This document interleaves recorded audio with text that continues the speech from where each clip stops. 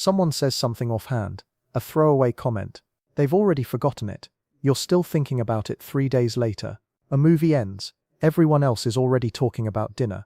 You need 20 minutes alone to process what you just watched. Someone raises their voice, not at you, not even near you, and your entire nervous system responds like a fire alarm went off.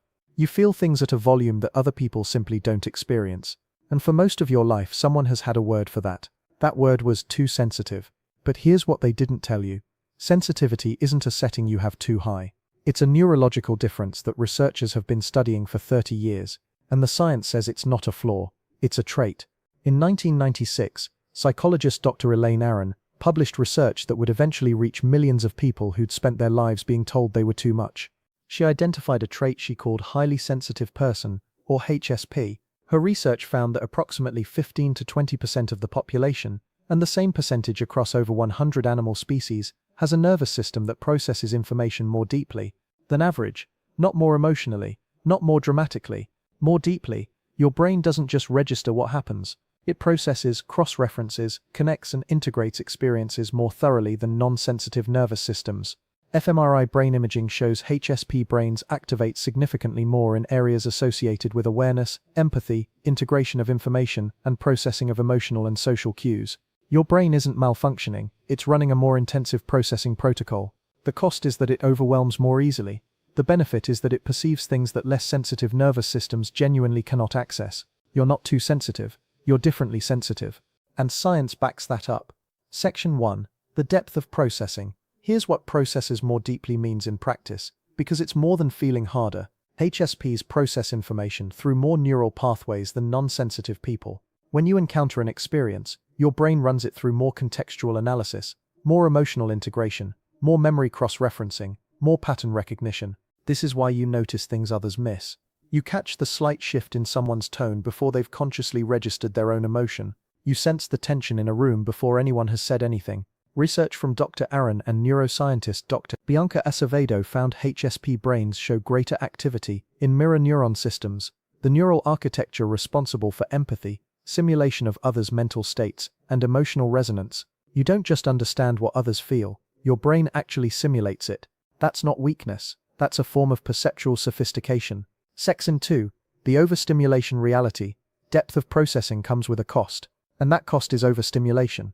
When your brain processes everything more thoroughly, environments that are normal for most people become genuinely overwhelming for you. Open offices, crowded events, loud restaurants, back-to-back interactions. Your nervous system isn't being dramatic. It's doing its job processing everything. It just reaches its limit faster than nervous systems running a less intensive protocol. Research shows HSPs take longer to return to baseline after stimulating experiences. The nervous system needs more recovery time, not because it's weaker but because it did more work. You're not antisocial, you're post-processing. Section 3. The emotional amplification for highly sensitive people. Emotions don't just feel stronger, they have more texture, more layers, more information.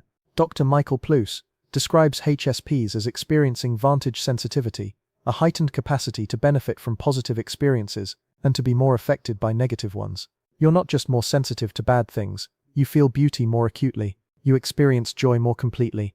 The perfect autumn afternoon can hit you like a physical sensation. Music can make you feel things language doesn't have words for. The same nervous system that makes a loud party unbearable makes a sunset genuinely awe-inspiring. Your nervous system isn't broken, it's calibrated for depth. The childhood wound, being highly sensitive in a world calibrated for average sensitivity, creates a specific kind of wound. You're a child, you cry at things other children don't cry at. You're overwhelmed by situations others handle easily. And the adults around you who love you, who mean well, give you the only framework they have. You're too sensitive. Stop being so dramatic. Toughen up.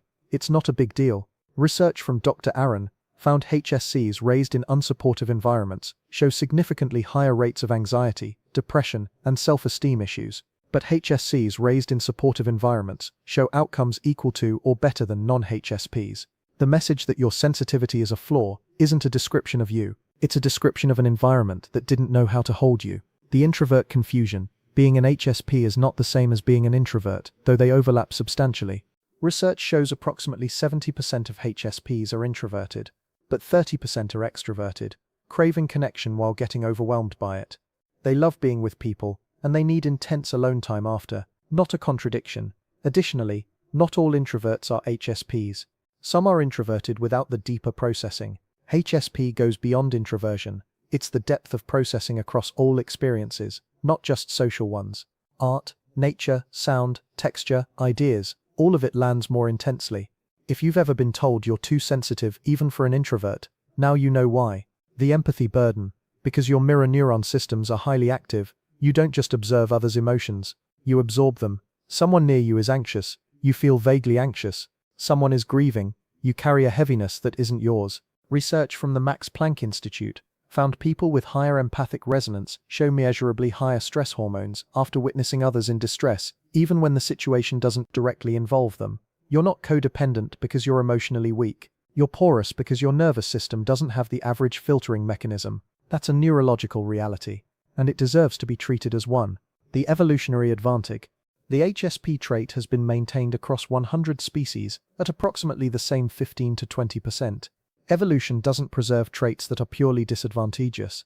Researchers believe the HSP trait represents a specific evolutionary strategy, the sentinel role. While the majority of the group processes at standard depth, a minority processes more thoroughly, detecting subtle threats, sensing social tension, noticing details that predict outcomes before they occur.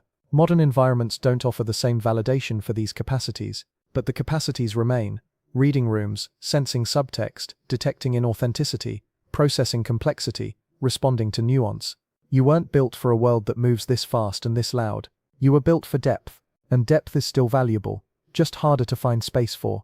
Your sensitivity is not a character flaw awaiting correction. It is a neurological trait with documented advantages and documented costs. Both are real. Both deserve acknowledgement. The cost: you will be overwhelmed by things others find manageable. You will need more recovery time. You will feel things that weren't meant for you. The benefit: you will notice things others genuinely cannot. You will connect at depths most people never access. You will create, sense and feel, with a richness that is genuinely rare. The goal isn't to become less sensitive.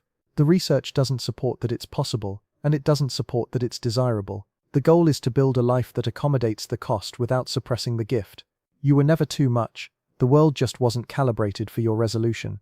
If this describes something you've carried your whole life without language for it, subscribe. This channel is for the people who feel things at a frequency others can't hear. Here's my question, and I want real answers, not the sanitized version. What is the hardest part of feeling everything this deeply? Not the poetic version. The actual hard part. Is it the recovery time? The way other people's moods become your moods?